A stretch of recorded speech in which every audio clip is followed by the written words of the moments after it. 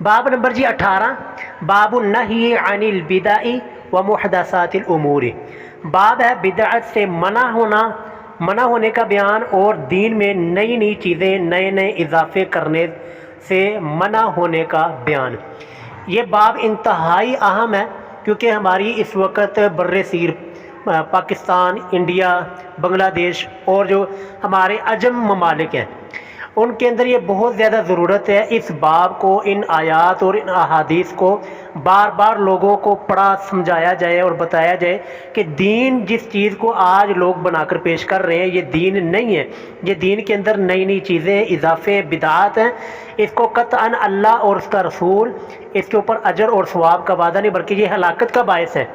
کیونکہ بدعت ہوتی وہ ہے کہ جو بغیر کسی سابقہ مثال کے اپنائی جائے اور کتاب و سنت، قرآن و سنت میں اس کے اوپر کوئی دلیل نہ ہو، اور یہ بدعت سراسر گمراہی ہے۔ اس کے اوپر اجر کی امید رکھنا، ثواب کی امید رکھنا یہ بالکل بھی فضول ہے۔ قرآن کریم میں سورۃ الغاشیہ اللہ تعالیٰ فرماتے ہیں جی تصلا نارا حامیہ عاملۃ ناصبہ، کہ کچھ لوگ عاملۃ عمل کر کر کے تھکے ہوں گے، یعنی عمل انہوں نے اتنے کیے ہوں گے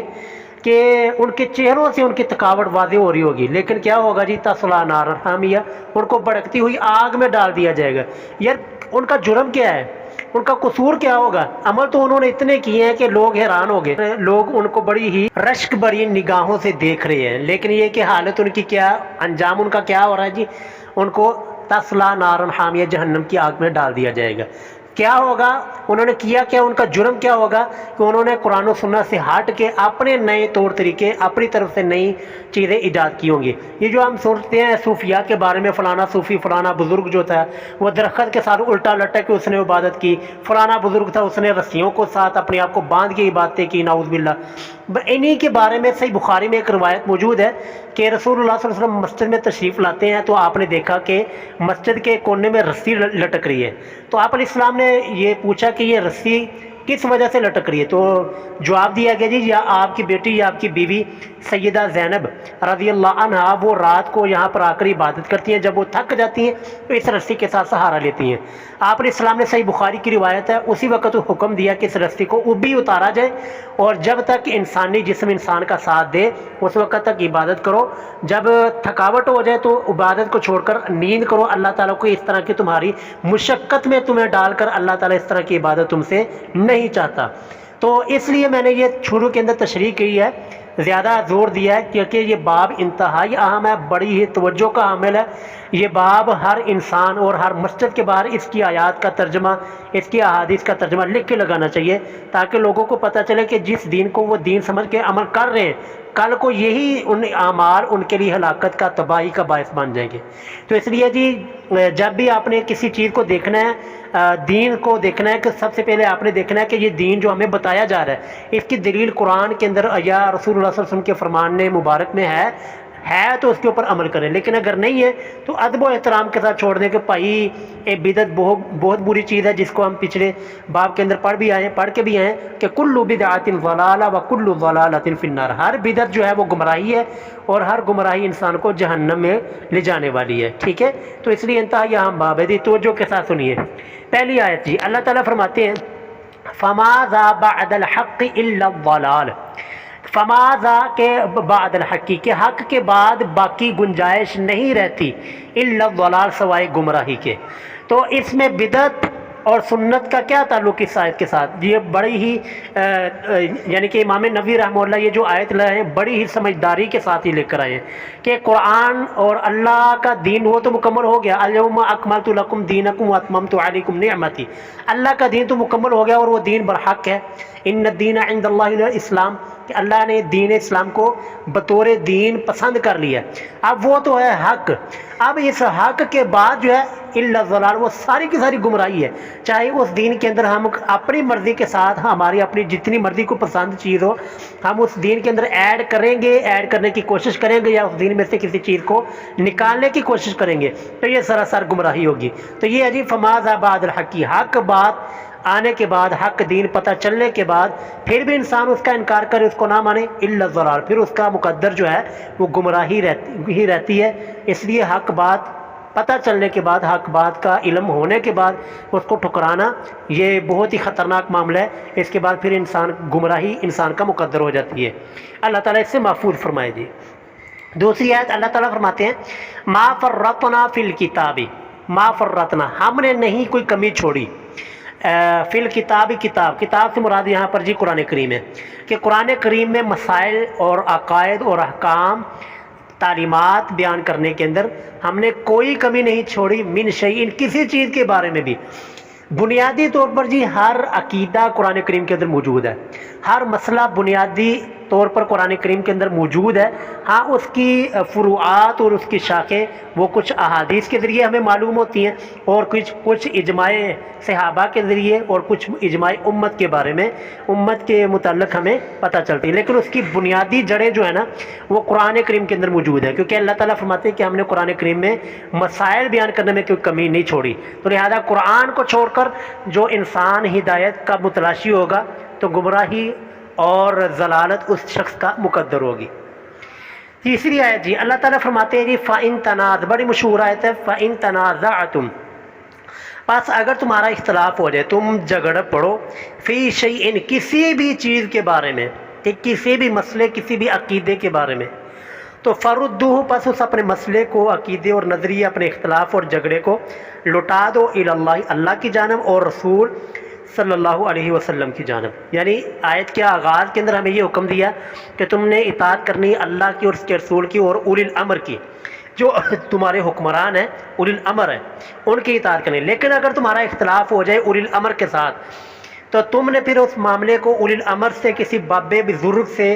یا کسی امتی سے حل نہیں کروانا، پھر اس اپنے اختلاف کو لٹانا ہے جی اللہ کی جانب اور اللہ کے رسول کی جانب۔ آج کے زمانے کے اندر اللہ تعالیٰ نے انسانیت سے کلام تو کرنا نہیں، کیونکہ نبوت کا سلسلہ ختم ہو چکا ہے، ہمارے محبوب صلی اللہ علیہ وسلم آخری نبی ہیں، آپ کے بعد دنیا کے اندر کوئی نبی پیدا نہیں ہو سکتا۔ تو پھر کیا مطلب ہے جی اللہ اور اس کے رسول کی جانب، اور رسول اللہ بھی دنیا سے تشریف لے جا چکے ہیں۔ تو آگے دیکھیں جی مطلب بتا دیا ای الکتاب و سنتی، کہ اللہ اور اس کے رسول کی جانب معاملہ لٹانے کا مطلب یہ ہے کہ کتاب و سنت کی طرف، قرآن اور اللہ کے رسول کے فرمان کی طرف معاملے کو لٹایا جائے۔ تو وہاں سے جو فیصلہ آ جائے، پھر پچھلے باب کے اندر ہم بڑی تفصیل کے ساتھ پڑھ کے ہیں کہ جب وہاں سے جو فیصلہ آ جائے پھر اس کو دل و جان سے تسلیم کرنا ہے، اور تسلیم کرنے کے بعد اپنے دل کے اندر کسی قسم کی تنگی محسوس نہیں کرنی۔ ٹھیک ہو گیا جی۔ اگلی آیت جی وقال تعالیٰ، اللہ فرماتے ہیں جی وَأَنَّ هَذَا، اور بے شک یہ، کون سا؟ یہ قرآن کریم کے اندر یہ آیت ہے نا، تو یہ اشارہ قرآن کریم کے اندر دین اسلام کے بارے میں، اور بے شک یہ صراطی میرا راستہ ہے، مستقیما سیدھا، فاتبعوہ، اے لوگو تم اس راستے کی اتباع کرو، اس راستے کے پیچھے چلو، وَلَا تَتَّبِعُوا السُّبُلَ، اور مختلف راستوں کی پیروی نہ کرو، مختلف راستوں کے پیچھے نہ چلو، فتفرق، تو وہ تمہیں تفرقوں میں، فتفرق بکم، وہ تمہیں تفرقے میں ڈال دیں گے، علیحدہ کر دیں گے، جدا کر دیں گے تم کو، عن سبیلی، اللہ کے راستے سے۔ تو اس آیت میں ذرا دیکھیے، توجہ کیجیے جی، اللہ فرماتے ہیں جی ان ھذا صراطی مستقیما، کہ یہ میرا راستہ ہے۔ یہاں پر اللہ تعالیٰ نے صرف واحد، صیغہ واحد کا استعمال کیا ہے کہ میرا راستہ وہ ایک ہی ہوگا، اور اسی راستے کی اتباع کرو۔ سنن ابن ماجہ کے اندر حدیث آتی ہے کہ رسول اللہ صلی اللہ علیہ وسلم نے ایک بالکل سیدھی لائن کھینچی، اور پھر اس کے دائیں طرف 2 لائنیں کھینچی، پھر اس کے بائیں طرف بھی 2 لائنیں کھینچی، اور پھر آپ علیہ السلام نے اس آیت کے تشریح کے اندر، تفسیر کے اندر فرمایا کہ یہ جو سیدھی لائن ہے نا، یہ جو سیدھا راستہ آ رہا ہے یہ اللہ کا راستہ ہے، اور اس کے جو دائیں بائیں ہیں نا یہ شیطان کا راستہ ہے۔ جو اللہ کے راستے سے ہٹ کر دائیں طرف جائے گا یا اللہ کے راستے سے ہٹ کر بائیں طرف جائے گا تو وہ سمجھ لے جی فرقے کے اندر پڑ گیا، اور وہ فرقے کے اندر پڑ گیا تو فرقہ جو ہے نا وہ پھر آپ کو فتفرق بکم عن سبیل، وہ فرقہ تمہیں اللہ کے راستے سے، اللہ کے جو اللہ کا محبوب راستہ ہے، اللہ کا پسندیدہ راستہ، اس سے تمہیں ہٹا دے گا اور دور کر دے گا۔ تو اس لیے جی فرقوں کے اندر پڑھنا، آپ دیکھ لیں جی ہر بندہ اپنے اپنے فرقوں کو لے کر بیٹھا ہے، اور سارے فرقوں کو چھوڑ کر قرآن اور اللہ کے رسول کے فرمان کی طرف آ جائیں، ورنہ ان فرقوں نے آپ کو نہ دنیا کا چھوڑنا ہے نہ آپ کو آخرت کا چھوڑنا ہے۔ تو اس آیت میں ہمیں بتایا گیا کہ اللہ کا جو راستہ ہے وہ واحد ایک ہی راستہ ہے، اس کے علاوہ جتنے بھی جو راستے ہیں نا وہ سارے کے سارے فرقے ہیں، اور فرقہ یہ گمراہی کی نشانی ہوتا ہے، اس سے ہمیں بچنا چاہیے۔ اور فرقے کی نشانی کیا ہے جی؟ وہ فرقہ جو ہے نا وہ آپ کو کسی غیر امتی کی طرف لے کر جاتا ہے. یعنی مثال کے طور پر میں ذرا کھل کے بات کر لوں تاکہ آپ کو بات سمجھ آ جائے تو، اور کسی کی دل ازاری میں نہ ہو تو میں کھل کے ذرا بات آپ کو سمجھانا چاہوں گا. مثلاً آپ علماء بریلوی سے پوچھیں کہ یار میں نے نا دین کے اوپر چلنا ہے تو میں کس کو فالو کروں؟ وہ کہیں جی اعلیٰ حضرت کو فالو کریں. اعلیٰ حضرت، وہ الیاس قادری صاحب بھی کہتے ہیں جی ساڈے کان بند نے، جو اعلیٰ حضرت نے فرما چکیا سی وہ تو اگے نہیں چل سکنے، جو اعلیٰ حضرت نے فرما دیا ہم اس کے خلاف نہیں جا سکتے. یعنی ان کی جو انتہا اینڈ ہے وہ امتی، غیر امتی ہے. وہ امتی ہے، اس کے آگے وہ جانے کے لیے تیار ہی نہیں ہے، اس سے آگے قرآن و سنت کی بات سننے کے لیے وہ تیار ہی نہیں ہے. اسی طرح علماء دیوبند سے آپ پوچھ رہے ہیں، وہ امام ابو حنیفہ پہ جا کے سٹاپ لگائیں گے، کوئی مولانا رشید احمد گنگوہی کے اوپر، کوئی مولانا قاسم ننوتوی کے اوپر، کوئی کسی مفتی کے اوپر. اسی طرح باقی بھی فرقوں کو آپ دیکھ لیں. لیکن جو راستہ آپ کو نظر آئے گا نا، وہ علماء اہل حدیث کا آپ کو نظر آئے گا، جو کہ کہیں گے کہ بھائی سارے نو چھڑ دو، صرف اور صرف آپ دیکھیں قرآن کریم کے اندر کیا ہے، احادیث کے اندر کیا ہے. جو قرآن اور احادیث کے اندر آیا بس اس کو مان لو، جو قرآن و سنت میں نہیں ہے وہ کسی کا بھی قول کیوں نہ ہو، کسی کا بھی فرمان کیوں نہ ہو، اس کو ادب و احترام کے ساتھ چھوڑ کے قرآن و سنت کی اتباع کرو. تو یہ نشانی ہوتی ہے جی فرقے کی، جو قرآن و سنت سے توڑ کر کسی امتی کی طرف لگائے وہ فرقہ ہے. ٹھیک ہے. اور جو آپ کو قرآن کی طرف، اللہ کے رسول کے فرمان کی طرف بلاتا ہے، اللہ کے رسول کے فرمان کی طرف لے کر آتا ہے، اس کی دعوت دیتا ہے، وہ آپ کو قرآن کے طرف جوڑ رہا ہے، وہ فرقوں کا دشمن ہے، وہ فرقوں سے ہٹا کر آپ کو اللہ کے ساتھ جوڑتا ہے. تو ایسے لوگوں کی قدر کرنی چاہیے، ایسے لوگوں کا اکرام اور حوصلہ افزائی کرنی چاہیے کہ وہ اللہ کے دین کا داعی ہے، کسی فرقے کا داعی نہیں ہے. اللہ تعالیٰ ہمیں ایسا ہی بننے کی توفیق عطا فرمائے. اچھا جی اگلی آیت اللہ تعالیٰ فرماتے ہیں جی قل اے نبی صلی اللہ علیہ وسلم آپ فرما دیجیے ان کنتم تحبون اللہ، اے لوگو اگر تم لوگ تحبون اللہ، اللہ تعالیٰ کی محبت چاہتے ہو، تم چاہتے ہو کہ اللہ تم سے محبت کرے، تو یہ ایسا نہیں ہوگا کسی امام، کسی بابے، کسی بزرگ کی اتباع کرنی پڑے گی، کسی اور کے پیچھے چلنا پڑے گا، بلکہ کیا ہے فاتبعون، اے نبی ان سے کہہ دیجیے کہ میری اتباع کرو، میری یعنی محمد الرسول اللہ صلی اللہ علیہ وسلم کی. تو پھر کیا ہوگا جی یحببکم اللہ، اللہ تمہارے ساتھ محبت بھی کرے گا، ویغفر لکم ذنوبکم، اور تمہارے گناہوں کو بھی اللہ تعالیٰ معاف کر دے گا. ٹھیک ہے. اس آیت میں بھی واضح طور پر اشارہ ہے کہ اللہ کے رسول کی ہی اتباع کرنی ہے اور کسی کے پیچھے نہیں چلنا. اللہ کی محبت چاہتے ہیں جی تو اور صرف اللہ کے رسول کی اتباع کرنی ہوگی. اللہ کے رسول کی اتباع کو چھوڑ کر کسی اور راستے کے اوپر چڑھ کر آپ سمجھے کہ اللہ ہم سے محبت کرے گا، امپاسبل، ایسا نہیں ہو سکتا. اچھا آگے دیکھیں والآیات فی الباب کثیرۃ معلومہ، اور آیات اس باب میں کثیرۃ معلومہ بہت سی مشہور ہیں، لیکن چند ایک کو انہوں نے یہاں پر ذکر کیا ہے. وَأَمَّا الْأَحَادِيث، اور بہرحال احادیث فَكَثِيرَةٌ جِدًّا، وہ بہت زیادہ ہیں، وَهِيَ مَشْهُورَةٌ، اور وہ مشہور بھی ہیں. کہتے ہیں جی فَنَقْتَصِرُ، ہم اختصار کریں گے عَلَىٰ طَرَفٍ مِّنْهَا، ان میں سے چند ایک کا، یعنی احادیث تو بہت زیادہ ہیں، مشہور بھی ہیں، لیکن ہم صرف چند ایک کا ذکر کریں گے. تو صرف جی انہوں نے 2 احادیث پیش کی ہیں. دیکھیں جی عن عائشہ رضی اللہ عنہا، سیدہ عائشہ رضی اللہ تعالی عنہا ام المومنین، سیدہ عائشہ سلام اللہ علیہا سے روایت ہے، وہ فرماتی ہیں کہ رسول اللہ صلی اللہ علیہ وسلم نے ارشاد فرمایا من احدث، یہ دیکھیں جی بدعت کی تعریف، لوگ کہتے ہیں نا بدعت دی تعریف کرو، اور بدعت کی تعریف خود رسول اللہ کر کے گئے ہیں، رسول اللہ خود بتا کر گئے کہ بدعت کیا ہوتی ہے، کہ من احدث، جس نے بھی ایجاد کیا، جس نے بھی طریقہ نیا نکالا، عقیدہ کوئی نظریہ کوئی مسئلہ نکالا ہے، فی امرنا ہمارے دین میں، ہاں فی امرنا ھذا ہمارے اس دین میں، دین اسلام میں، ما لیس منہ جس پر ہمارا آرڈر، ہمارا حکم نہیں تھا، ہمارا طریقہ نہیں تھا، تو فہو رد، وہ مردود ہے.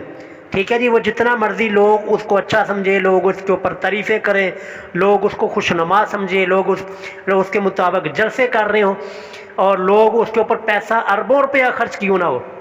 رہا ہو، لیکن جس کے اوپر رسول اللہ کا آرڈر نہیں تھا، رسول اللہ کی حدیث نہیں تھی، رسول اللہ کا طریقہ نہیں تھا، وہ جتنا مرضی لوگ اس کو قیمتی سمجھ رہے ہوں، نجات کا نظریہ، نجات کا باعث سمجھ رہے ہوں، وہ ہے مردود ہی، اس کے اوپر کوئی اجر ثواب نہیں ملے گا. یہی ہے جی بدعت کی تعریف، کہ جس نے دین کے اندر کوئی چیز نکالی، اس کے اوپر رسول اللہ کی حدیث، آپ کا کوئی فرمان، قرآن کی کوئی آیت نہیں تھی، وہ جی بس مردود ہے اور رد ہے، اس کے اوپر کسی قسم کی بھی کوئی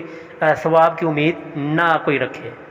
وفی روایت، اگلی حدیث کی وفی روایت لمسلم، اور روایت صحیح مسلم کی روایت میں ہے من عمل عملا، جس نے کوئی بھی عمل کیا، یہ دیکھیں اس میں تو بالکل واضح ہے، من عمل عملا، جس شخص نے بھی عمل کیا، کوئی ایسا عمل، لیس علیہ امرنا، جس کے اوپر ہمارا حکم نہیں تھا، جس کے اوپر ہماری حدیث اور ہمارا قول فرمان نہیں تھا فہو رد، وہ مردود ہے، اس کے اوپر کوئی اجر، کوئی ثواب، کوئی محبت اللہ کی یا اللہ کے رسول کی محبت وہ نہیں ملے گی، وہ عمل ہے ہی مردود. کیونکہ یہ بدعت جو ہوتی ہے نا، یہ انسان کی اپنی نفس کی خواہش ہوتی ہے، یہ دین اسلام کی خواہش نہیں ہوتی. جبکہ ہمیں حکم دیا گیا ہے کہ اللہ اور اس کے رسول کی خواہشات کی پیروی کرنی ہے، اللہ کے رسول کے فرامین کی پیروی کرنی ہے.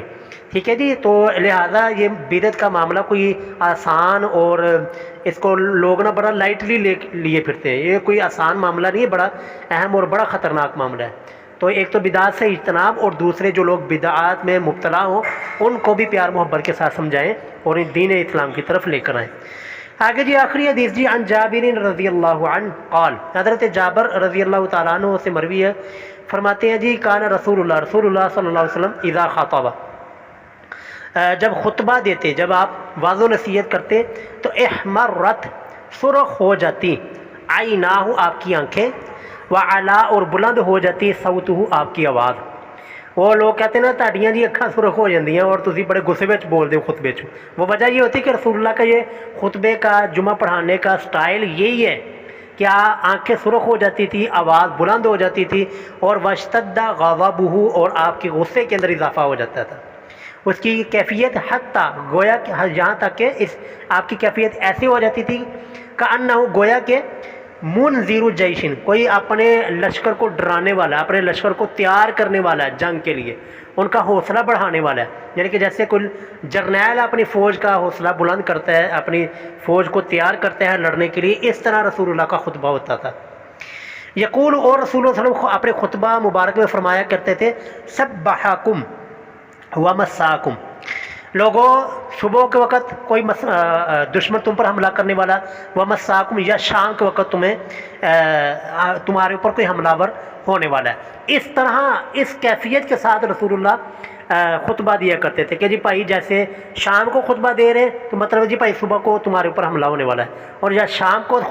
صبح کو خطبہ دے رہے ہیں مطلب کہ شام کو تمہارے اوپر حملہ ہونے والا ہے. اس طریقے سے اور اس سٹائل سے، اس درس سے آپ لوگوں کو خطاب کیا کرتے تھے.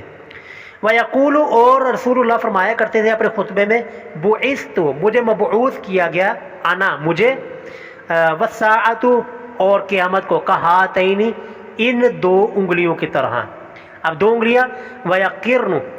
اور رسول اللہ ملا دیا کرتے تھے بین اصبعیہ، اپنی دو انگلیوں کو. دو انگلیاں کون سی؟ السبابہ، یہ جو ہم شہادت کی انگلی کہتے ہیں، والوسطیٰ، اور شہادت کی انگلی والی کے درمیان ساتھ والی انگلی جس کو وسطیٰ کہتے ہیں، سبابہ اور وسطیٰ، ان دو انگلیوں کو رسول اللہ ملا دیا کرتے تھے کہ مجھے اور قیامت کو اس طرح بھیجا گیا کہ اب میرے بعد کوئی نبی نہیں، اب قیامت ہی آئے گی. وَيَقُولُ، اور رسول اللہ فرمایا کرتے تھے اما بعد، یہ خطبہ پڑھنے کے بعد کیا فرمایا کرتے تھے فَإِنَّ خَيْرَ الْحَدِيثِ، پس بے شک سب سے بہترین بات، کتاب اللہ، وہ اللہ کی کتاب، اللہ کی بات ہے جو کہ سب سے بہترین کتاب ہے. وَخَيْرَ الْحَدِيِ، اور بہترین راستہ، سب سے اعلیٰ راستہ، حدی محمد، و محمد صلی اللہ علیہ وسلم کا راستہ ہے. وَشَرَّ الْأُمُورِ، اور دین میں بدترین چیزیں، محدثاتها، وہ نئی نئی چیزیں، بدعات ہیں دین کے اندر جو نئی نئی چیزیں نکالی جائیں. وَكُلَّ بِدْعَةٍ، اور ہر بدعت، ضلالۃ، و گمراہی. لوگ کہتے ہیں جی کوئی اچھی بدعت بھی ہوتی ہے، کوئی بری بدعت بھی ہوتی ہے، کوئی جی بدعت حسنہ بنا دی، کوئی بدعت سیئہ بنا دی. رسول کیا فرما رہے ہیں جی کل بدعت، ہر بدعت، چاہے لوگ اس کو اچھا سمجھ کے کر رہے ہوں یا جیسے بھی ہے، کل بدعت، ہر بدعت، ضلالۃ، و گمراہی ہے. ٹھیک ہو گیا جی. اس لیے بدعت سے بچنا بہت زیادہ ضروری ہے. ثم یقول، پھر آپ فرمایا کرتے تھے انا اولا، بے زیادہ حقدار ہوں، بکل مؤمن، ہر مومن کی سے، من نفسی، اس کی جان سے بھی بڑھ کے، من ترک مالا، جو کوئی شخص مال چھوڑ کر جائے، فلأہلہ، یعنی کوئی شخص فوت ہوا تو اس کا مال جو وراثت کے طور پر بچا تھا، رسول اللہ فرماتے ہیں جی فلأہلہ، وہ مال اس کے ورثاء کا ہے، اس کے اہل اور اس کے گھر والوں کا یہ حق ہے. ومن ترک دینا، اور جو کوئی شخص دین، کوئی قرض چھوڑ کر جائے، یعنی مرا اس کے اوپر کوئی قرضہ تھا، او ضیاعا، یا کوئی بال بچے چھوڑ کر جائے، بچہ کوئی شخص فوت ہوا لیکن اس کے چھوٹے چھوٹے بچے تھے. تو یہ دیکھیں جی آگے رسول اللہ کیا فرماتے ہیں. یہ فرق ہے جی دنیا کے بادشاہوں میں اور ایک نبوت میں، دنیا کے ظالم جابر حکمرانوں کے اندر اور ایک رحمت اور رسالت اور نبوت کے اندر جو فرق ہے نا وہ اس حدیث کے اندر ہے کہ رسول اللہ کیا فرماتے ہیں، جو کوئی شخص مال چھوڑ کے جائے وہ مال اس کے ورثاء کا، میرا اس کے اندر کوئی حق نہیں، لیکن جو شخص دائن قرضہ چھوڑ کر جائے یا بچے بال بچے چھوڑ کر جائے چھوٹے ہوں، تو رسول اللہ نے فرمایا فَإِلَيَّ وَعَلَيَّ،